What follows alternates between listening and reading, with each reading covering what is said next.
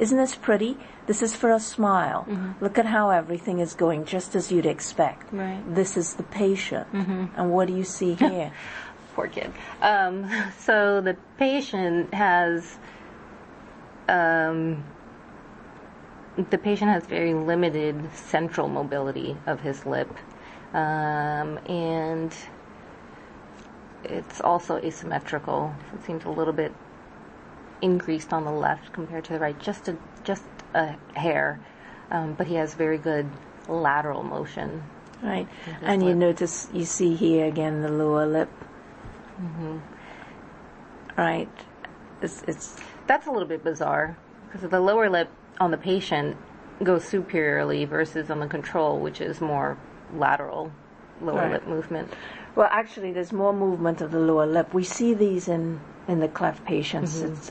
Some people call it compensatory movement, but others have disputed whether it should be called compensatory movement. It's altered movement of the lower lip. So this is the lower lip? Yes, right? in the control, yeah. And so that seems to be more horizontal, lateral, versus the patient, which is more superior, which is interesting.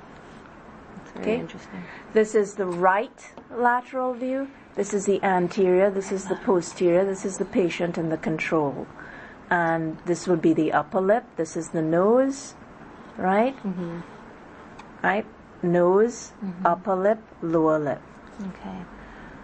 So the nose, the tip of the nose seems to be going in a different direction. It is more forward. This is the nasal tip here, right?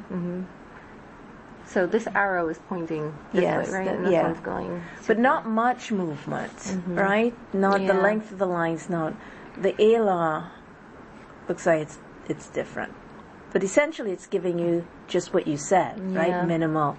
Then we can show you left lateral, the left side now, just for completeness. This is the control, this is the patient, this is the anterior, posterior.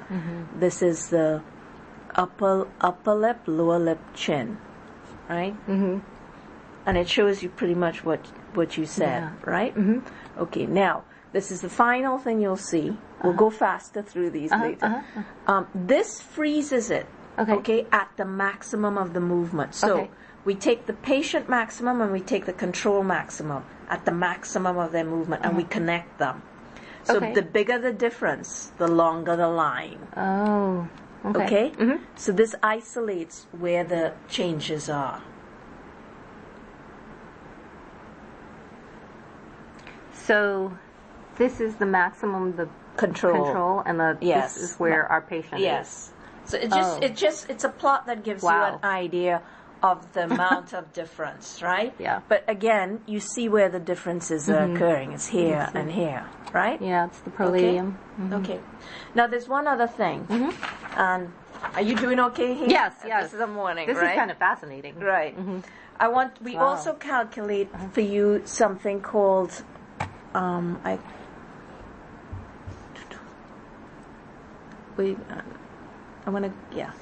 we also calculate something called a mobility score. I want to go back in here, up here. See? I want to read you what that's like, and I'm going to leave you with it. Okay? Okay? Now, I'm reading it to you. Okay. The mobility score is the average distance traveled by the markers from their rest position to the position of maximum movement. It is measured in millimeters. The mathematical definition is complex. Some markers move more than others depending on the animation. The most active markers will move a lot more than the average. Some markers move less. We have treated the marker on the bridge of the nose as a fixed point. This is just for this score, right?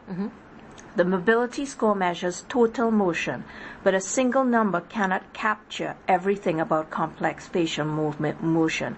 A high mobility score might result from a lot of movement in an abnormal manner. You need to study the plots. Okay, I'm just explaining to you, right? This gives you a mobility score. Okay. But you can't just look at that. You have to look at what you were doing right here. All right. The next thing is a Z-score, which is probably more informative. The Z-score compares the motion of the